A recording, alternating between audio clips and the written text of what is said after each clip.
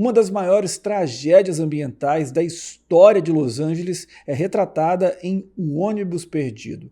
O novo filme do diretor Paul Greengrass, conhecido por obras como Voo 93, Ultimato Born e também Capitão Phillips, mostra um motorista de ônibus, vivido pelo Matt McConaughey, e uma professora interpretada pela América Ferreira, que vão ter a missão de salvar 22 crianças de um incêndio devastador. E eu tive a oportunidade de conversar com a América Ferreira em uma entrevista coletiva mundial, e você vai conferir essa resposta que ficou muito legal que ela deu para mim sobre o momento chave do filme. Mas fique calmo, não tem spoiler nesse vídeo.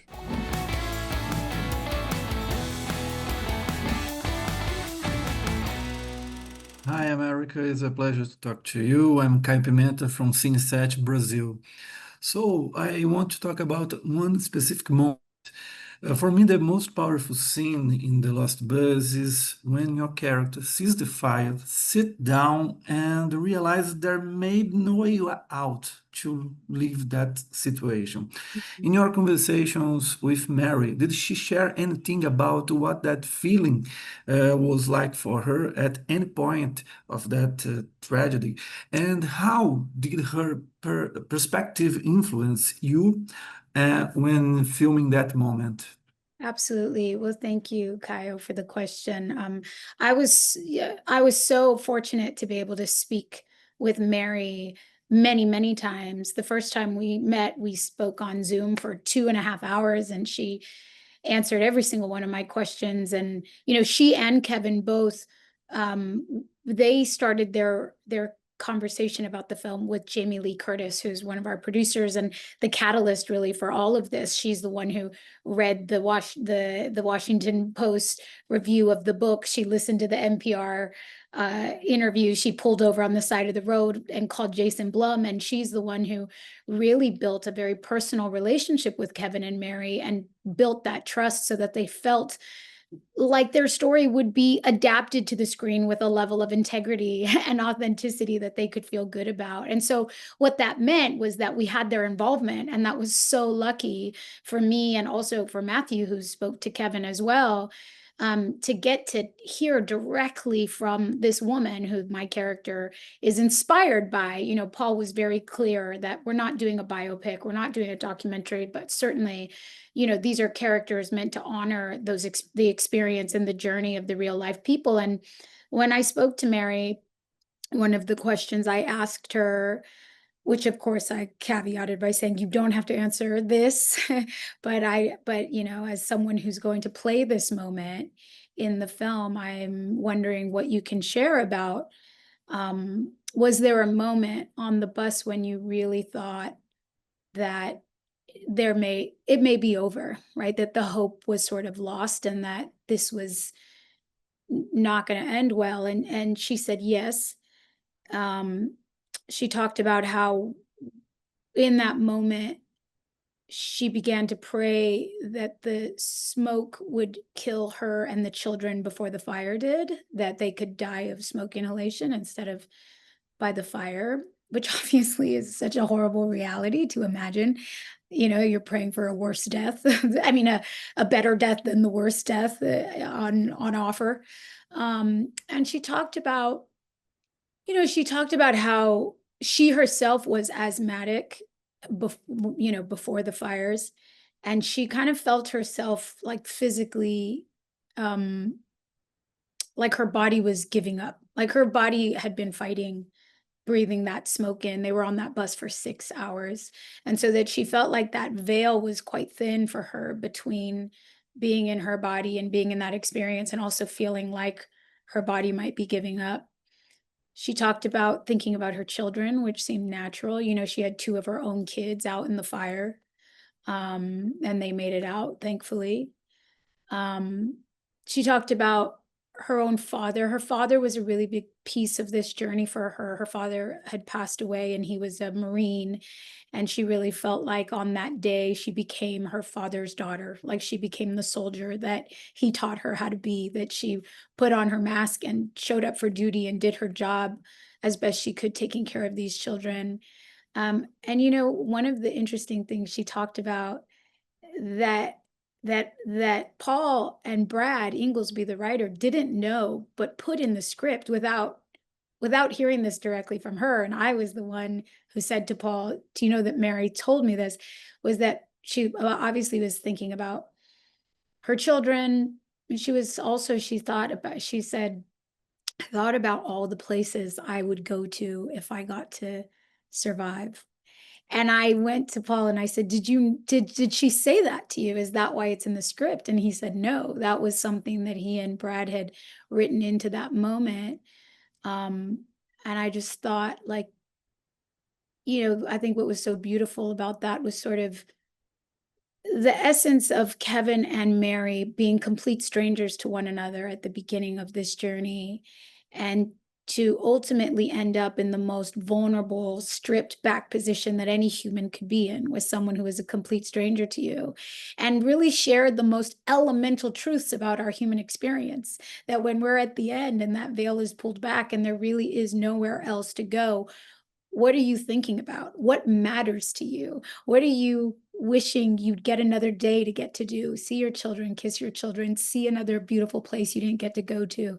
And I thank you for pointing out that moment. I think for me, when I read that moment in the script, that's when I got really ignited as a performer, as an actor, to explore what is that place for any and all of us as individuals, as human beings, to get to a place where you've done all the fighting you could do, and now there's nothing to do but accept the basic truth of our humanity and our mortality, that there are times when we won't have a second chance.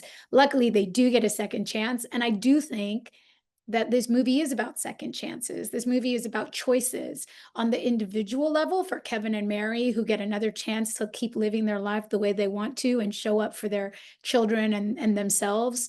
But it's also about our choices as a community, right? As this town of paradise, how they showed up for each other.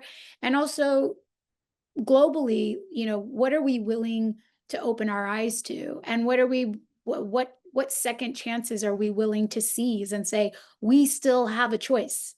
There may come a time when we don't, but we still have a choice. So what are we going to do with that choice and that chance? So, I think that the threads between the individual second chances and the communal second chances are very connected in the storytelling. Uma curiosidade de bastidores, essa era uma entrevista coletiva que tinha mais outros 4 jornalistas de diversas partes do planeta. Eu fui o segundo a perguntar, só que na hora que ela começou a falar, foi impressionante, porque como você viu, ela foi falando, foi falando, foi falando, foi embora. Então, grande parte da coletiva acabou sendo a minha resposta. Quando chegaram os outros jornalistas, eles tiveram que ser concisos nas perguntas e ela teve que ser concisa na resposta. De qualquer maneira, nessa eu não posso reclamar, acabei me dando bem. Bem, vamos falar então de Um Ônibus Perdido. Vou tentar aqui, nesse novo formato, vamos ver se vai funcionar, dar a minha opinião sobre o filme. É curioso, porque eu gosto de Um Ônibus Perdido. Não acho uma porcaria, não acho um filme ruim. Pelo contrário, ele entrega a tensão que é esperada dele, até por conta da capacidade do Paul Greengrass em fazer esse cinema de suspense, de ação, que ele é mestre. Assim, é impressionante a montagem, o ritmo que essa montagem tem, a alternância desse jogo quase documental com a ficção que ele faz, misturando atores, não atores, né, pessoas que viveram de fato aquela situação, com o drama lá do Matthew McConaughey, lá com a América Ferreira. E a maneira como capta, né, quase documental, jornalístico, a câmera sempre procurando uma melhor posição, tentando sair, se desvencilhar de alguma cadeira, de uma mesa, de um ombro, que sempre aparece ali de relance, como se a câmera estivesse num melhor estilo jornalístico ali, atrás da notícia, né? Isso dá uma veracidade para o filme. Parece que em alguns momentos você está assistindo um telejornal, parece que você está assistindo um documentário, tamanha a veracidade que o Paul Greengrass entrega visualmente e na composição das cenas. Eu acho isso brilhante dele, ele continua muito bem, e o que isso ganha com a montagem que ele traz é impressionante. Agora, ao mesmo tempo, se você assistir Voo 93 ou Capitão Phillips, de certa maneira, gente, é o mesmo filme. São produções que são parecidas. E isso me incomoda um pouco, porque eu vejo o Greengrass com tanta capacidade, com tanto talento, e eu falo, pô, por que ele não busca algo diferente, ele não busca algo novo? A sensação que passa é essa, eu estou assistindo ao mesmo filme do Greengrass feito 1, 2, 10 vezes. E se antes, lá nos anos 2000, iniciozinho dos 2010, isso me deixava eufórico, eu quero ver o novo filme dele. Ultimato Born eu acho um filme belíssimo de ação, mas hoje já perdeu o fôlego, sabe? Então, esse para mim é talvez o grande problema. É por isso que acho até que na temporada de premiações o filme não tem avançado, porque fica essa sensação de que você já viu isso em outras vezes. O Paul Greengrass já entregou esse filme em outras ocasiões. E acho que isso se completa com uma questão que ele, assim, o filme exagera, às vezes, nesse heroísmo, nessa imagem de querer transformar aquelas pessoas que já são heróis por natureza, pelo que fizeram, né? Um motorista de ônibus, uma professora, que doarem aquele sacrifício quase, indo se sacrificar para salvar aquelas crianças, aquilo por si só já é heróico por natureza, mas o filme ele quer reforçar ainda mais.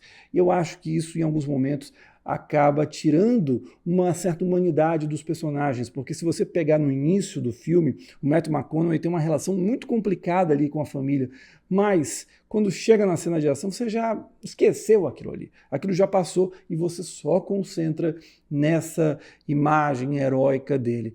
Enfim, acho que é um filme que peca nessa questão, que peca também nesse sentido, né? Um filme que exagera muito naquela velha preguiça dos heróis comuns que os americanos tanto gostam de exaltar.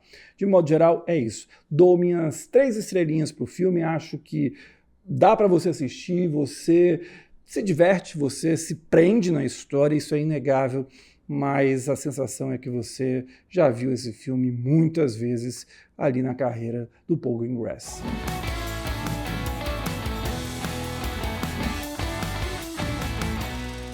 Gostou do vídeo? Então curte, compartilhe e, claro, se inscreve e ative as notificações aqui do canal.